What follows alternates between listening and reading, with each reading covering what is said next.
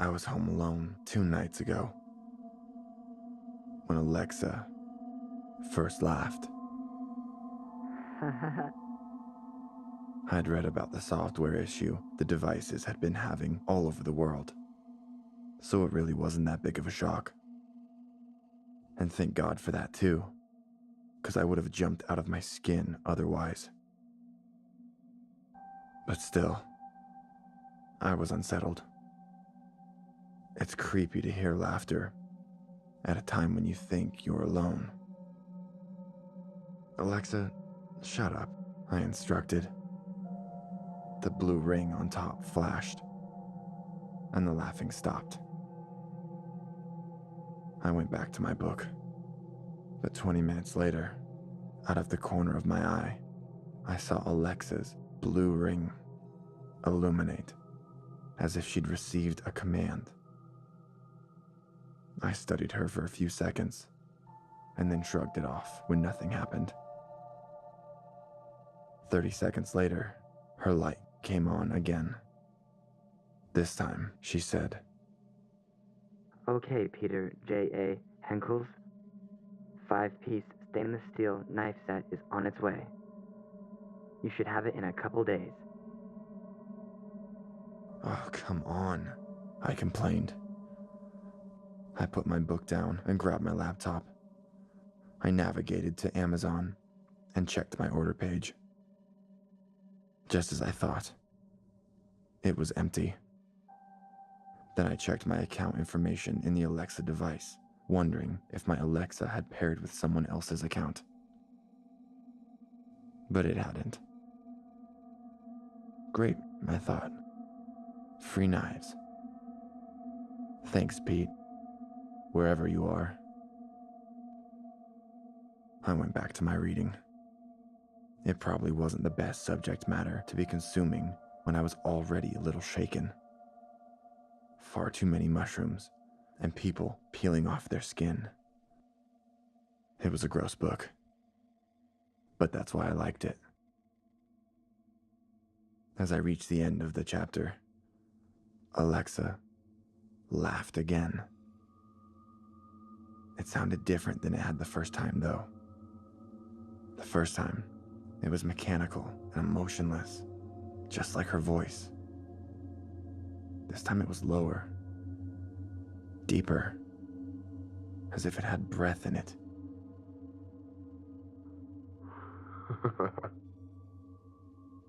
The hairs on my arms stood on edge.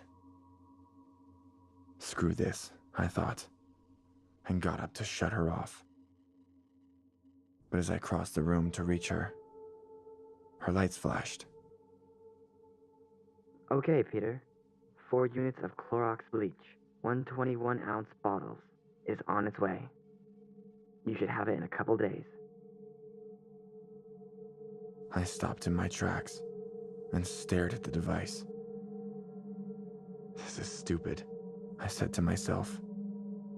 You're freaked out because of that stupid book, and now you're letting it make you superstitious. Don't be an idiot. I turned around and looked at the time.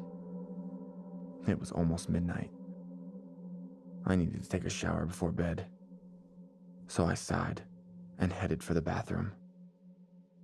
After a quick shower, I was toweling off and thinking about what I had to do at work the next day, when Alexa began to talk. Again. I couldn't hear her very well through the bathroom door, but I definitely recognized her voice. It didn't sound like she was reciting another order.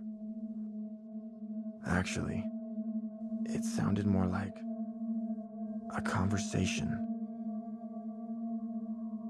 I cracked open the door and listened.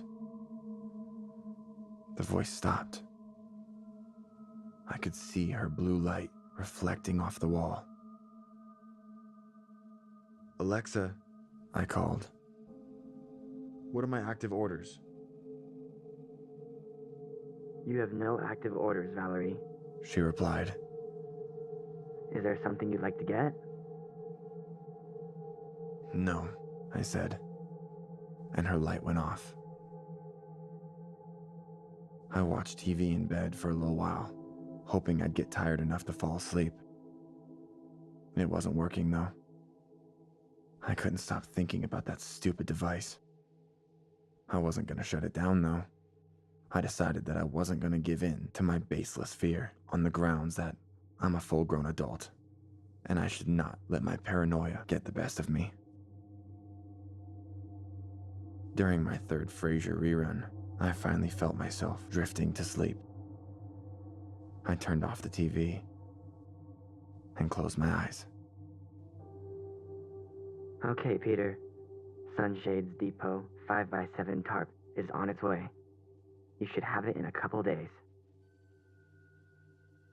My eyes snapped open. Enough of this, I muttered, and bolted out of bed. When my feet hit the floor, Alexa began to laugh once more. But it was loud this time, and just as deep as it had been previously. She sounded like a large man, cruelly laughing at an offensive joke.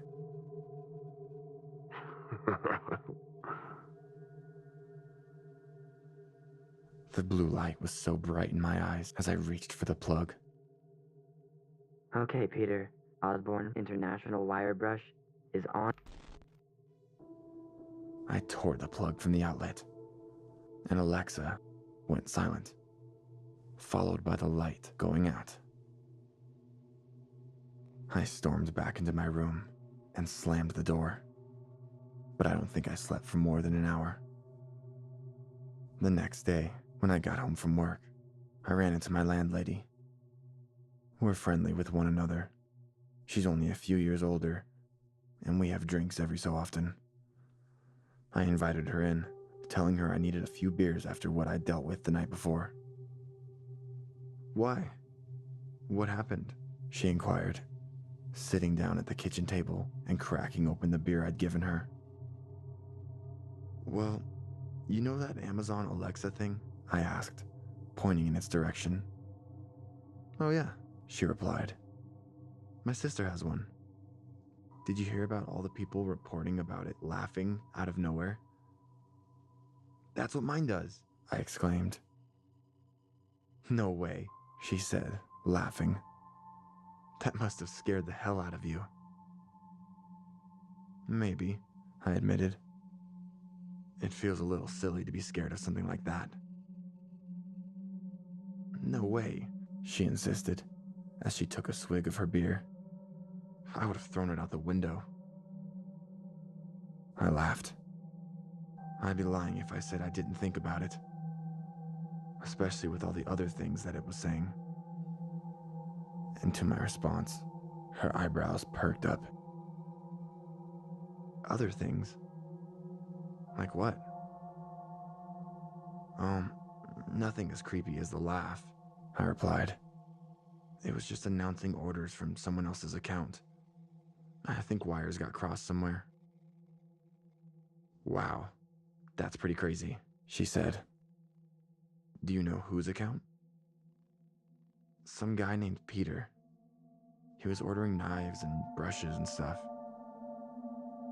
She paused mid-drink and then looked at me, her smile slipping from her face. "Peter?" she repeated. "Yeah. Why? Do you know him?" She stood up. The expression on her face was the polar opposite of what it had been just seconds ago. She suddenly looked frightened to death. "What's going on?"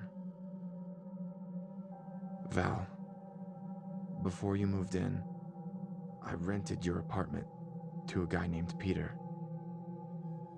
"Yeah? And?" She stared into my eyes, almost as if she didn't want to respond. "Hello?" "It's just, he killed himself about 6 months before you signed your lease here." My blood went cold. "He killed himself here? In this apartment?" She nodded. Why? What happened? Was he depressed or something? She shook her head. No. Worse. Well, tell me. What was it? She paused and took a deep breath. I glared at her incessantly. He killed himself when the police found his pregnant girlfriend's body in the swamp on the other side of town. She'd been stabbed to death and wrapped in a tarp. Later on, the investigation showed that he drained all her blood into the bathtub and tried to clean it up with bleach. I felt myself get dizzy. Tarp, I parroted. Bleach. She nodded and stared at the floor. I don't think I can stay here anymore, I murmured. My landlady didn't say anything in response.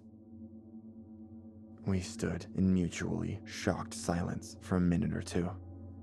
And then she went to the fridge and got another beer, popped the top, and took a drink. Then opened her mouth as if she were going to speak. But before she could, a hideous, ear-splitting laugh exploded through the apartment.